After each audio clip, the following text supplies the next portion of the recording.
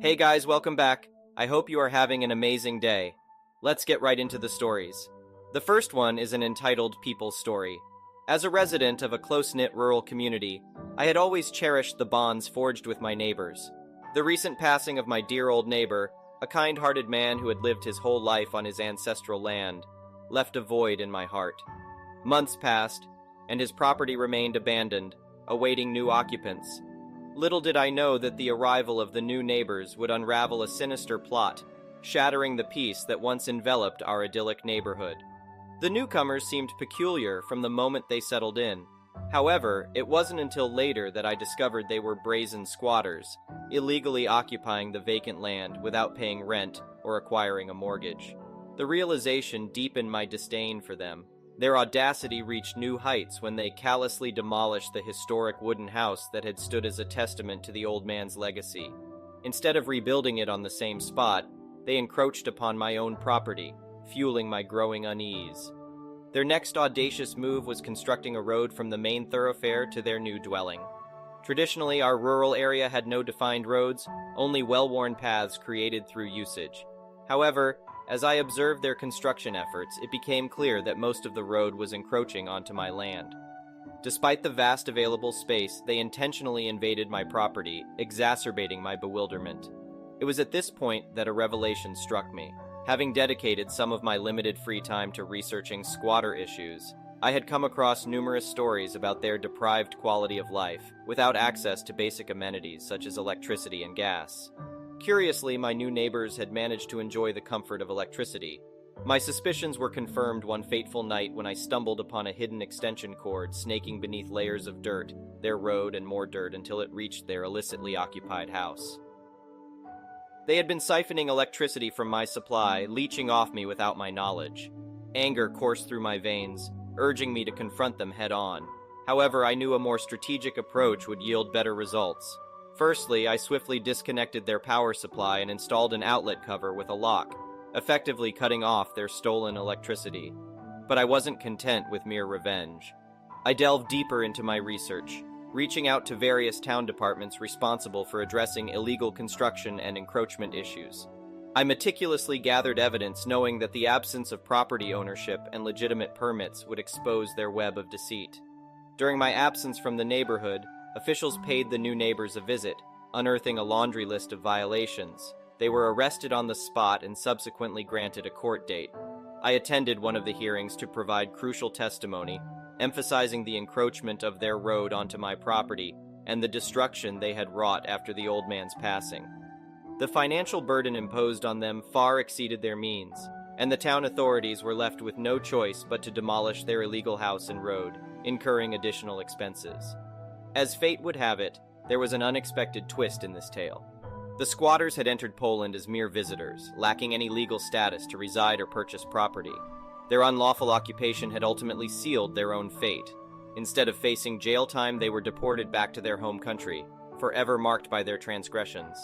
Their dreams of making a new life in our community were shattered, tarnished by the chaos they had sown while attempting to fly under the radar. Reflecting on the dramatic turn of events, I couldn't help but find a glimmer of satisfaction. These unscrupulous individuals, driven by greed and deceit, had unwittingly orchestrated their own demise. Their actions had ensured they would never be able to return to our country, forever haunted by their records. The incident served as a stark reminder of the importance of community vigilance and upholding the values that bind us together. As for me, I reveled in the knowledge that justice had prevailed, and our harmonious neighborhood could once again thrive, free from the clutches of those who sought to exploit its tranquility. The next one is a pro-revenge story. Well, let's start a few years in the past. My great-grandparents planted an orchard. It is now at least 120 years old. My grandparents and my parents were really proud of the peach trees growing in it, and did their best to keep them in good health. We always threw a big party when the peaches were ready to be harvested and invited all of our friends and neighbors to it. I loved those parties. The neighbors on the property to the south of our orchard were particularly fond of our peaches. They were a bunch of fine old people, and the old man, Sam, and I were pretty good friends. He taught me a lot about woodworking with hand tools only, and we had some great evenings in his workshop. We finished many good whiskeys in there together, In return, he got a lot of fine peaches, marmalade, homemade peach liqueur, etc. Sadly, he died a good 10 years ago. Cancer is a real a-hole. His wife followed soon after. Many suspected it was of a broken heart. They had no kids, so all of their property was left to the state, except his tools and whiskey collection, which he had gifted me a few weeks before he died. Enter Karen. The name speaks for itself. Haircut, attitude, idiotiness, the whole deal. She bought the property of my late neighbors. We hadn't had the kind of money to buy it at that time, as we had encountered some dire straits in the years before, and all our savings were gone. The first thing she did, before she actually moved in, was to go around and make demands of the neighbors on the surrounding properties. When it was finally our turn to listen to her gibberish, she told us that we needed to remove half of the trees, as the leaves were blowing onto her property. We told her politely that we wouldn't comply with her demands, since the orchard is a vital part of our family heritage, tradition, and life, and it has been there for at least 120 years. She was pretty pissed, but did nothing for the time being. There are some things you need to know before I continue with the story. The workshop I mentioned before was situated right at the border of our property. It was a small, timber-framed building, at least 160 to 180 years old. The regulations in my state are pretty strict concerning old structures. Every structure over 100 years is protected, and you need special permission to tear it down. Failing to get this permission can lead to a hefty fine. To get permission to build a new building, it has to be up to code, and you have to ask your surrounding neighbors. If they agree, you're good to go. Except there is one specialty in my county. You have to keep a certain distance from the border of the property to allow emergency services full access to your property. If one of these requirements isn't met, the building is illegal, or at least only partially legal, and can actually be ordered by the court to be torn down. That might come in handy later. So back to my Karen. After our first encounter with her, she did her best to pester the whole neighborhood. She got the neighbor's dog put down because he allegedly attacked her brat. It later turned out she faked the attack. The dog was the sweetest and most innocent dog you could imagine. A Bernese mountain dog, big but a real teddy bear. Anyways, she later got us to stop doing our annual peach parties, as she called the police every time for various reasons. Noise complaints, we had a band playing there in the afternoon. Arson, we lit a fire in a designated fire pit in the middle of our property. She called the ATF on us, allegedly making moonshine. My dad had a license to distill for our own consumption. In short, she was a real pain in the bum-bum, and after 3 years, we decided it wasn't worth it to deal with various officers and law enforcement agencies every time we threw the party, and we decided to quit. After she had reached this goal, she resorted to pestering us to remove the orchard. We didn't cave in, and some things started to get really fishy. Somehow the tires of our trucks got slashed, eggs got thrown on our farmhouse, our cat disappeared and surfaced a few days later in pretty rough condition. It looked like somebody had tried to cut his tail off. Don't worry, he healed up completely, but we actually couldn't prove that she did all that. Then came the day she made her biggest mistake. She had a company come in for a sort of secret operation and tear down the old woodworking workshop overnight.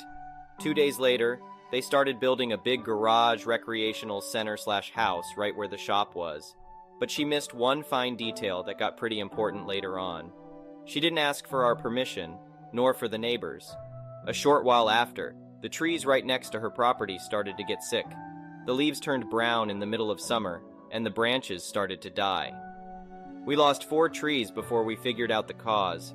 Somebody had driven long copper nails into them.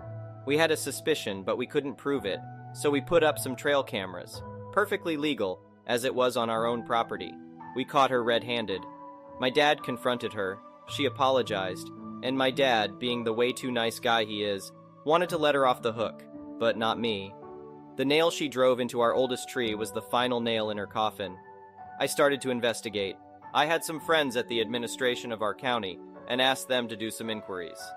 It turned out she hadn't applied for permission to tear down the old shop or to build a new building.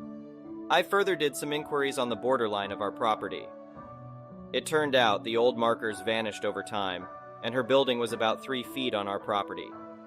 After I had gathered all this information, I presented it to my parents. At first, they were reluctant as they didn't want to start a neighborhood clash. But after I recalled all the things she did to us and our neighbors, they were in. So let the games begin. First, we called the authorities on her for tearing down a protected building and presented them with all the evidence we gathered. Then we called the building authorities on her for building a structure without permission, not up to code. And not only did she not keep the required distance to the property border, she also built on our property without our permission. Long story short, it turned out the workshop hadn't only been protected because of its age, but also because it was a historical landmark that played a vital role in a conflict back in the 1860s. She got sued for this and had to pay a fine of an equivalent of about $150,000. She further had to demolish her newly built building, costing an additional $50,000. She got fined for this too, about $83,000, and had to rebuild the workshop at her own expense, which was another whopping $154,000, as it had to be period correct down to the smallest detail. It means it had to be built with the correct materials, with hand tools only, and to the correct dimensions. As you can imagine, paying professionals to build quite a large timber-framed building only by hand gets pretty expensive pretty fast. So all in all, it cost her an equivalent of $437,000 plus further expenses for lawyers, etc. This caused her to go bankrupt, so she had to sell the property in the end, which my parents bought, by the way. The last I heard of her was that she moved back to the big city. The next one is a petty revenge story. I can't take credit for this one. My uncle is a 76-year-old veteran and still sharp as a tack. He's quite the character and always cracks me up with his stories. As some of you may remember, early in the pandemic when no one really knew how COVID was spreading, the only stores open were supermarkets. They essentially made every aisle a one-way only in that everyone was supposed to go in the same direction. So up one aisle and down the next. The problem is, if you forgot an item and went back, you risk going in the wrong direction to retrieve it or having to go down the aisle next to it just to come back up. I remember a lot of people not really observing these signs as it was kind of absurd. Most supermarkets at the time were also offering special hours for seniors so they could shop in a less crowded store, usually at 7-8 a.m. My aunt and uncle went grocery shopping during this hour. One day, while waiting in line to pay, my aunt realized she forgot an item and asked my uncle to go retrieve it. But when he got to the aisle, he was facing the wrong direction.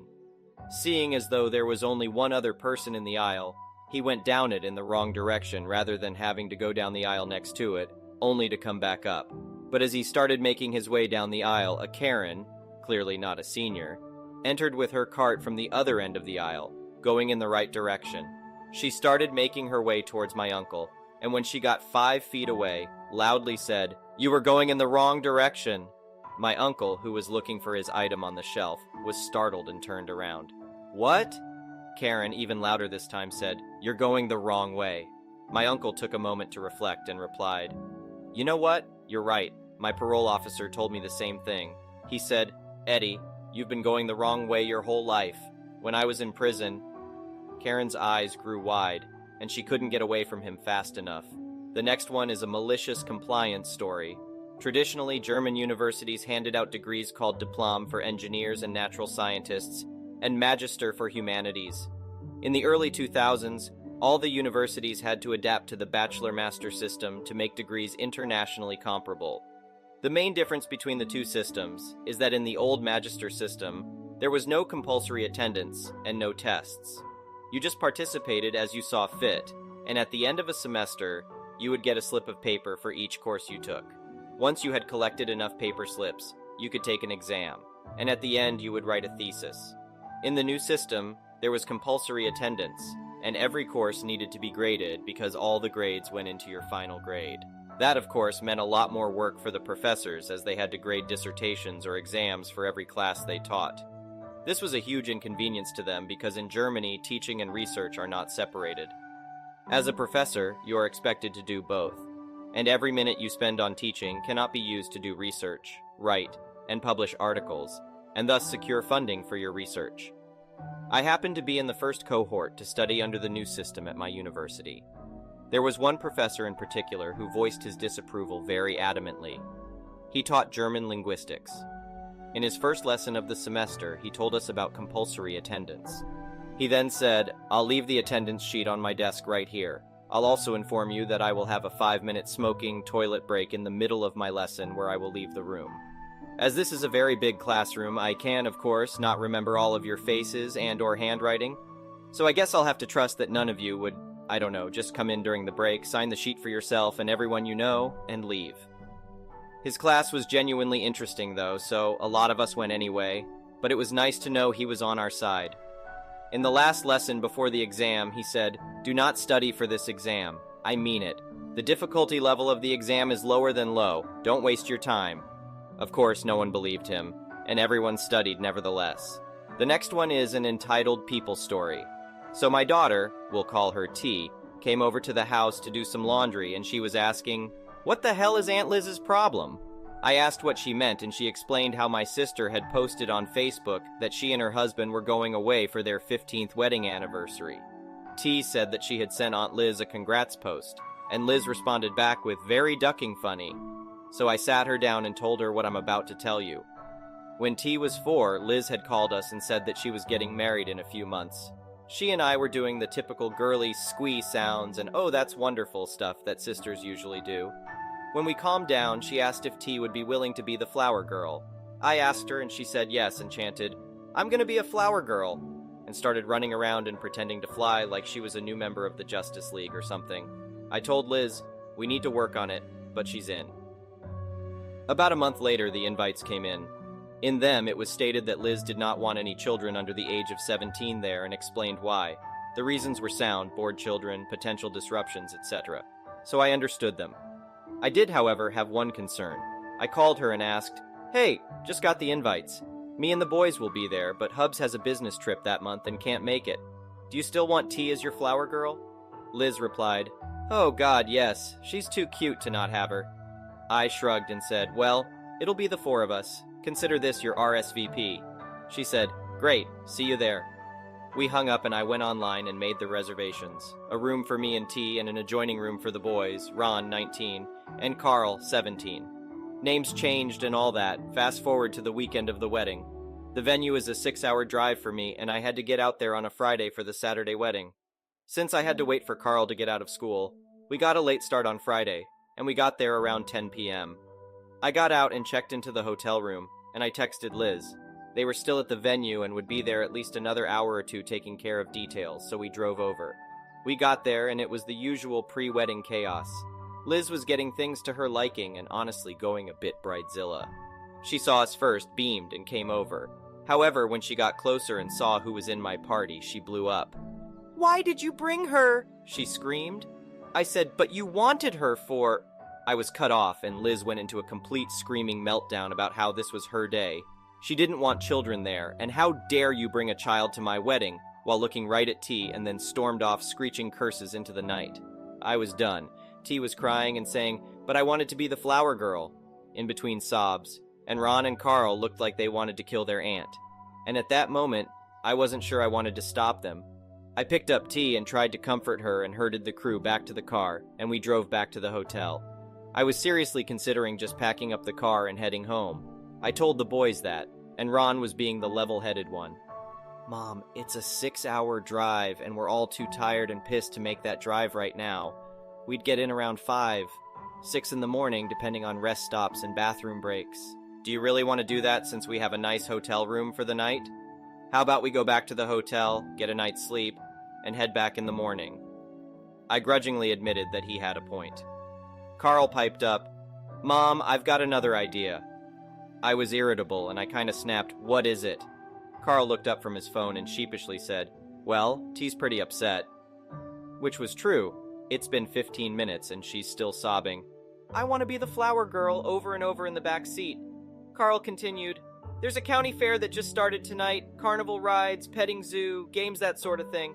I snapped, "So?" Carl is made of sterner stuff. He didn't wither under my anger and continued, "We have the hotel until Sunday morning. Why not spend the night here, go to the fair tomorrow, and then go home on Sunday like we planned? Give T something to think about other than Aunt Liz's freak out, let her have some fun, and we all could use a mom in the gang outing right about now." I calmed down a bit and said, "An idea not without merit." I looked at T in the rear view and said, "What about it, T? You want to go to the fair instead of the wedding?" She sobbed. "I want to be the flower girl," Carl piped up. "They're going to have cotton candy and deep-fried Oreos." The crying stopped. There was one last sniffle, and an exhausted but determined, "I want to go to the fair." So that's what we did, and we had fun. Liz could have her bridezilla day, and that was that. Except that it wasn't. We had all turned our phones off since we knew some calls would be coming in, and we just could not be bothered to deal with it.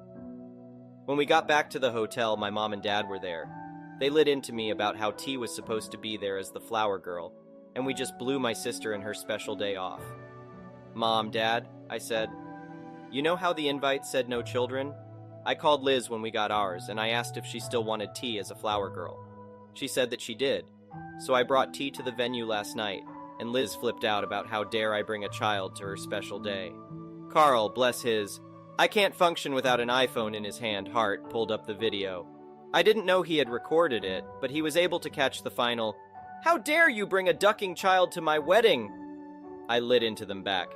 So if T's supposed to be there as the flower girl but not be there because she's a child, how am I supposed to pull that off? We went to the fair to calm T down, and so she'd have something happy to remember and hopefully forget that Liz cursed her out. To her face." Mom and Dad went quiet, then apologized. They said that they were going to have a word with Liz when she got back from the honeymoon, and then had a nice chat with T about the things she saw and did. We drove home Sunday morning, and that was that. Story over. Back in the present.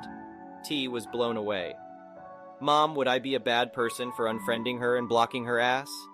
I said no, and we went back to enjoying some mom and daughter time. The next one is an entitled parent story. I haven't seen Mai since I was 16 and we were in court. So 19 years I haven't had any contact with the mother. She hired a PI to find me, and I still refuse to talk to her. I even have my lawyer send her a formal letter of no contact, and threatened her with a restraining order. She sent this email to me through my work email. I shorten it, but basically it said, "To my name, this is her name, your mother. I thought you would have matured by now and came and apologized to me and your father for what you put us through. Because of you, your father lost his teaching career, and we had to sell our house. However, it has come to my knowledge that you own some properties in my area, so it's only right if you give us one of them as an apology. One of my most expensive properties would be a good fit for us. As soon as you hand over the keys to property, we can finally able to start to heal and get past this misunderstanding that you blow out of proportion. I hope you come to the right decision." Her name. I just can't stop laughing at this. Like, no idiot, I'm not giving you anything. This is just another bit of evidence to help me get a restraining order against she. Thank you for watching. I would really appreciate it if you could like the video and subscribe to our channel if you haven't already. We'll see you again tomorrow.